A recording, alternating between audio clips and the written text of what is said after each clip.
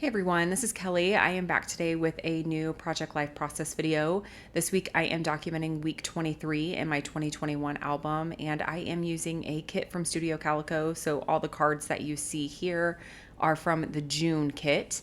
I had enough photos this week to do a double page spread, so I'm back to my normal routine when it comes to Project Life this week. I did have quite a few photos that I am going to trim down to fit on some 3x4 cards. My stash of cards is getting huge, so I definitely want to use as many of them as I can each week to get them out of my stash and actually into an album. So I'm just going to go ahead and work on trimming a few down. I have one on the left hand side of the spread was actually a picture of me. I woke up a few days this week and my eye was super swollen, like almost to the point where I couldn't open it. And I snapped a picture of it in the morning, I think to show my husband or something along those lines. It may have been on a day that he was at work. I can't remember exactly why I took it, but I snapped that picture. And when I was going through my photos on my phone to pull pictures to print, it was there. And I thought, you know what? Why not document it? So I went ahead and just trimmed it down. It wasn't a very pretty picture because it was me right in the morning when I woke up. So I just wanted to kind of trim it down to the focal point, which is my eyes. I also have another photo that I trimmed down of a class that I'm taking at Studio Calico this summer. And then I also have this photo that I'm working on here. I used a stamp from, I believe, Feed Your Craft, and it was a screenshot that I took on my phone of a playlist that I was listening to. Music isn't something that is super regular in our house. It's not something that we listen to a lot. Sometimes in the car, I don't even listen to music. Sometimes I just drive in silence. And a lot of the times I listen to podcasts. So this was something that was a little bit different this week. I was listening to an 80s playlist on my phone when I was doing cleaning and things like that. So I grabbed a screenshot of the channel I was listening to and thought that I would document it. And that stamp set from Feed Your Craft worked out perfect. It almost has like a, I don't know, would you call that like an iPod player in the stamp set? And I just stamped that out, fussy cut it, cut out the center of it, and then laid it on the part of the screenshot that I printed. That was what I wanted to use for the spread. So I wanted to leave this portion of the video in so you could see how I get my journaling onto my physical cards. I do it all in Photoshop and I just run them through my printer all at once I have the text laid out. That way it's pretty straightforward and it works pretty seamlessly for me. I don't have an issue running that many cards through my printer at one time. Last week when I started, I actually had my journaling already done, but because of the way this spread was working out this week, I was having a lot of photos on the cards. I wasn't 100% which cards I was going to use because I needed to trim the photos down to make sure they would fit okay. So I waited until I had my spread pretty much laid out before I went on to adding the journaling. I am going around and adding some stamping now. I will have all the links to the stamp sets that are still available in the description box below if you're interested in checking those out. Now I'm just looking through some of my chipboard embellishments. I pull embellishments from my stash to use this week, so the embellishments are not strictly from the June kit. Typically what I do with my Studio Calico kits is I try to create maybe one spread with the kit itself, and then I have all of my Studio Calico products stored together. And when I am working on a spread, I typically will pull all of the embellishments out from past kits because the colors work so well together. So while I am working on getting this embellished, I will go ahead and get you walked through the week so you can see the different photos that I chose to document. In the upper left-hand corner, as always, is going to be my title card. The photo that is next to that is a 4x6 photo that I took of my cat. He was sleeping on the arm of our couch and he was facing the lamp, and I thought that he just looked really pretty. So I went ahead and just converted that to black and white because it was dark outside when I took the photo. And as you know, photos do not always turn out the best as far as the color of the photo once you print it if it was taken at night. Now, I do a lot of shifting around the cards and shifting my photos around in the pockets. I was just trying to get figured out how I wanted to get things positioned. So as I'm going through this week, I may not be going through it pocket by pocket like I normally do because I'm can't quite remember. I don't have the spread right in front of me as I'm working on this, where things are going to end up.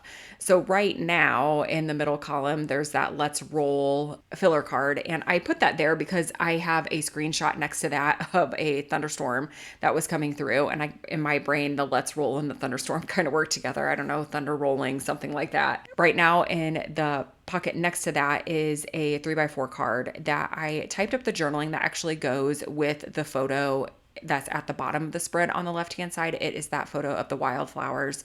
We had wildflowers blooming in our property behind the office that I work at, and they were gorgeous. So I snapped a picture, knew I wanted to include it because it was just so summer. It just reminded me of summer. And when I added the journaling onto that 3x4 card that I'm working on right now, it didn't fill up the card as much as I was originally anticipating it to. So I had a lot of empty space underneath the text. And I thought about maybe adding a stamp or doing something like that, but nothing was quite fitting the way that I wanted it to. And I had some 3x4 cards in my stash that I had cut up either to pull a sentiment from or something along those lines. And that pink matched really well. So I just trimmed it down and filled out the bottom portion of that card just to bring in some more color and also to just help fill the remainder of the card. I'm going to jump back up to the title card that I am working on right now because I want to mention this part of the video and explain why I changed things up a little bit. So I used alpha stickers from Studio Calico to spell out the word week. And then I thought that I was going to just stamp out the number 23, but when I stamped it out, it just wasn't dark enough. It just wasn't standing off the card the way that I wanted it to.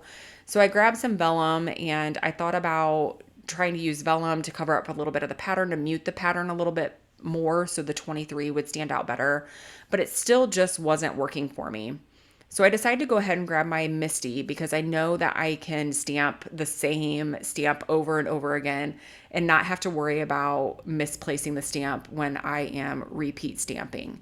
And so because I'm able to do that so easily, I go ahead and I actually stamped the 23 4 times in black ink, and it made a huge difference in the card. I end up not having to use vellum. I end up just sticking it down as is, and it worked out perfect.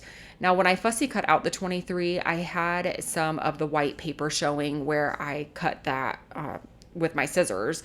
So I'm just using a black pen and I'm just drawing in and kind of coloring in along the edge where the white is showing.